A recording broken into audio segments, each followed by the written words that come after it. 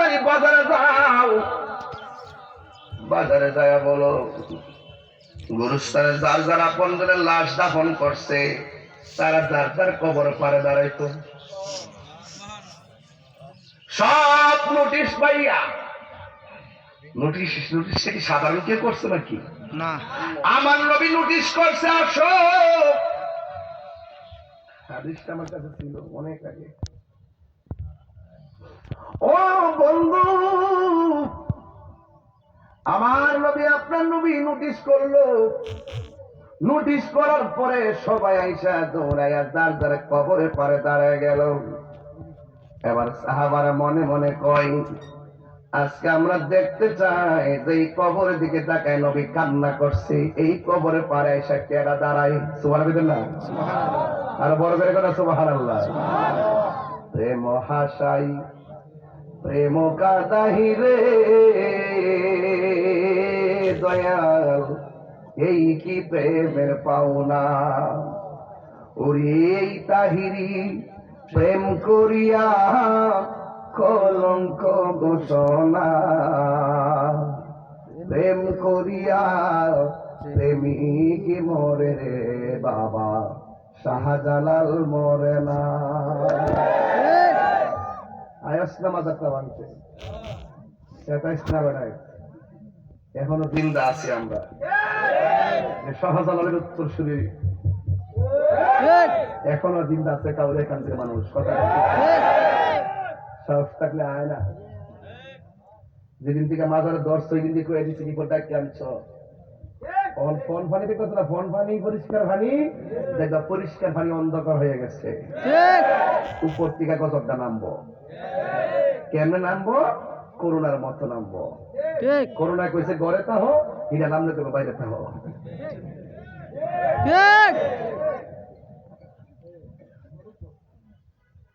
শান্তি টান দিচ্ছি কি ওর ফতুয়া দেন আপনার? আবার ফতুয়াবাজি করতেন না তো?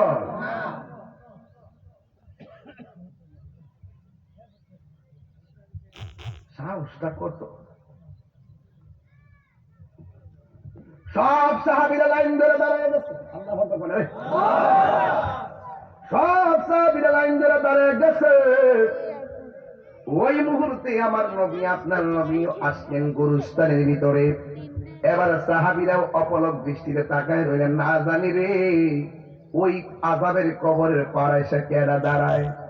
সুবহানাল্লাহ।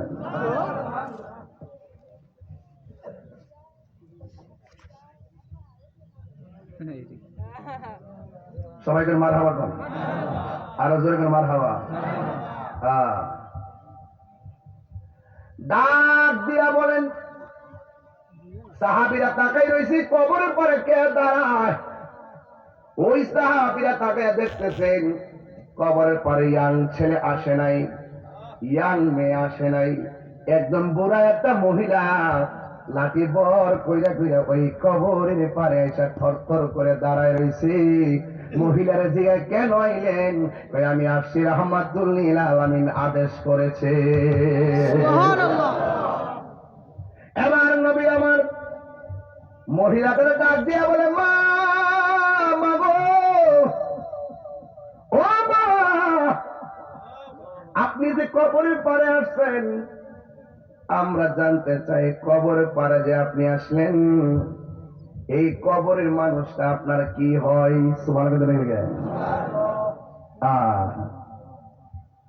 ওই কবরের মানুষটা আপনার কি হয়? মহিলাদের ডাক দিয়া বলে, হুজুর, ইয়া রাসূলুল্লাহ, নবী গো, মায়ের নবী, ওই লোকটা হয় আমার আদরের সন্তানের কবর। সুবহানাল্লাহ। নবী আমার ডাক দিয়ে কই, মা জানেননি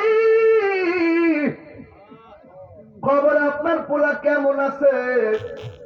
মহিলা কয়, আল্লাহ এবং তার রাসূলই ভালো জানেন। সুবহানাল্লাহ। এবার আমার নবী ডাক দিয়ে বলে, মা, আপনার ছেলেটা কবরের মধ্যে বেশি ভালো না। আমি দেখছি আপনার সন্তানের বডির নিচে জাহান্নামের গালিচা বিছাইয়া রাখছে, জ্বালা জুড়াই না, জ্বালা জোড়ায় না রে। বলে সবাই একদম দেও তোলে না, এগুলো তো রাত্রে এলে দম নিলে বেশি। এখন তো মানুষের মন জায়গায় রিহেতের মধ্যে, এখন তো আর পর্দা পর্দা নাই, সব খোলামেলা। এরপর প্রেম সব সময় আগুন, কথা বলেন ঠিক না? প্রেমের কোন সময় আছে? না। প্রেমের কোন বয়স আছে? না। কখনো তো 80 বছর, 70 বছর, এক দুইটা দুইটা পান্ডা দুইটা ভাগ করে রাখা। ঠিক।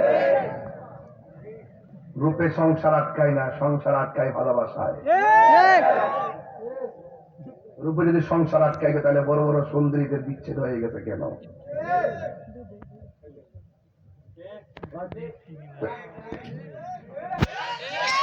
জ্বালা জোড়াহীন সবাই করতে পারে না এটা। এই যে মোবাইলের জন্য বাবা কস না মুখে লাগাস না বাবা। জ্বালা জোড়ায় না। সবাই কোন আজকে কোনো শেষ নাই বাস, আজকে চলবো ইনশাল্লাহ, আওয়াজ নেই আজকে ইনশাল্লাহ। সবাই কোন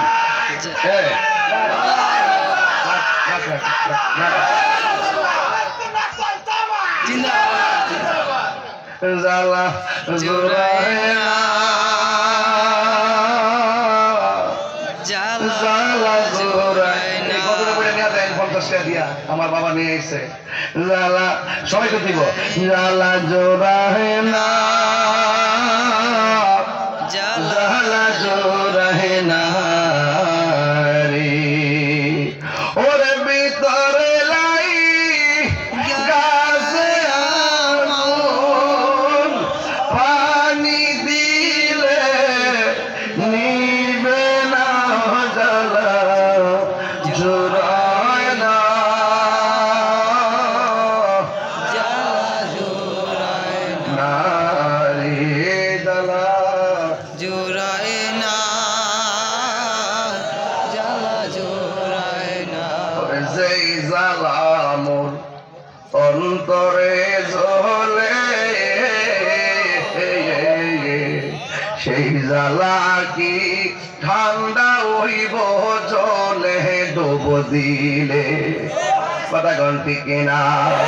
ওরে ভেতরে লাই গাছে আগুন, ভেতরে লাই পানি দিলে নিবে না, জ্বালা জোড়ায় না, জ্বালা জোড়ায় না রে। জ্বালা জোড়ায় না, জোড়ায় না রে।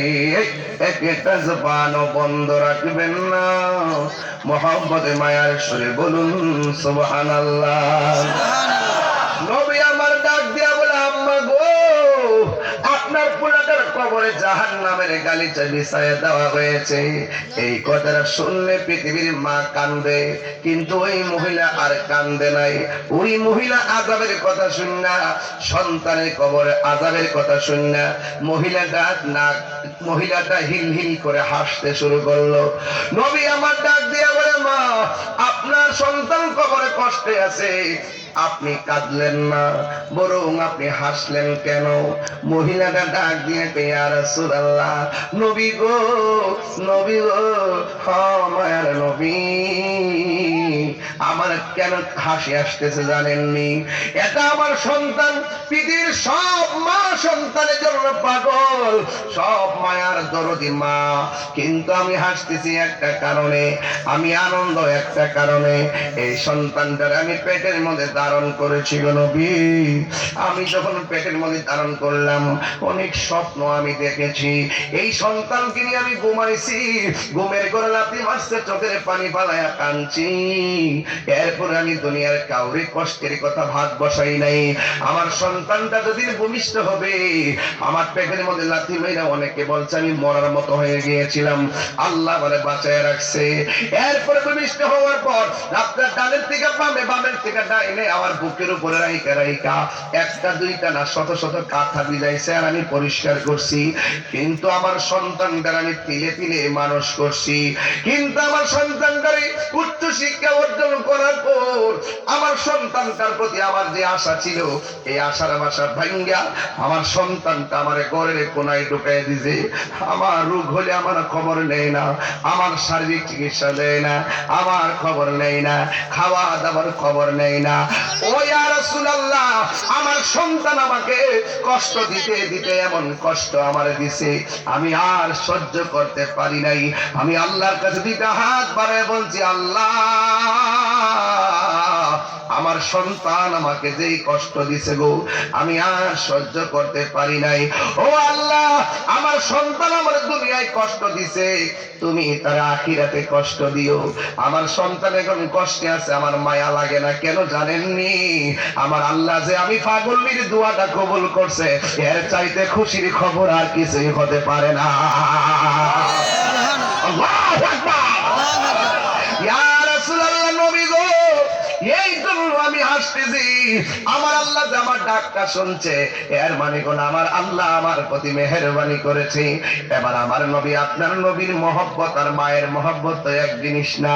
নবী তো উম্মতের দরদি, সব থাকবো জান্নাতের গালিচায়, একটা ছেলে থাকবে জাহান্নামের গালিচায়টা হতে পারে না। তখন আমার নবী আল্লাহর ডাক দিয়ে, কে আল্লাহ, তোমার কাছে একটা ফরিয়াদ করি, তুমি একটা কাজ করো গো আল্লাহ, এই কবরের মাটিটারে আলোক করে দাও, এই জায়গাটা ফাঁক করে দাও, ফাঁক করে মহিলাটারে তার সন্তানের কষ্টটা নিজের চোখে দেখায় দাও। আমার নবীর মতন মুস্তাজিবুদ দাওয়া, মুস্তাজিবুদ দাওয়া বোঝেন, যা বলে তাই কবুল, বলেন আমার হাবা।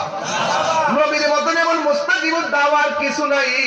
ও যুবকের দল, আমার নবী যখন বলছেন আল্লাহ কবরটারে আলোক কইরা মাটারে কবরের আগুনটা দেখায় দাও, আমার নবীর কথা কবুল হয়ে গেছে।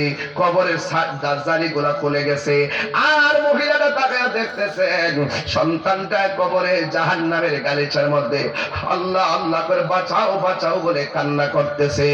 এই আলোকটা যখন দেখলো, ও আমার কাউরিয়া কান্দিনী বাবা, আপনার মা যতই কঠিন হোক না কেন, আপনি যদি আপনার মারে কষ্ট দিয়া থাকেন, আপনার মার কাছে যায় বলবেন আম্মা আমি ভুল করছি, দেখবেন শতকরা 100% মা সাথে সাথে তোমারে ক্ষমা করে দিবে। কথা বলেন ঠিক কিনা?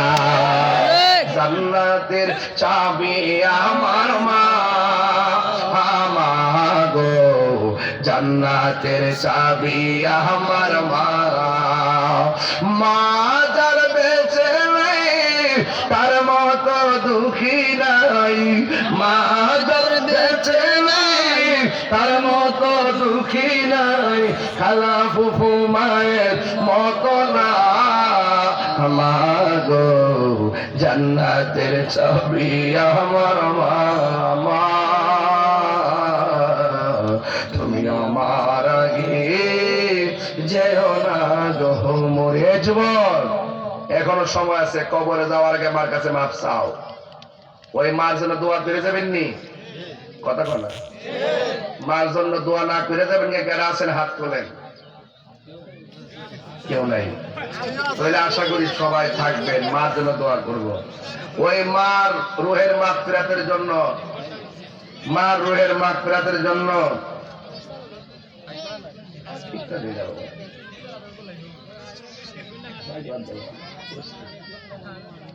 বাবা রে, কত বলছে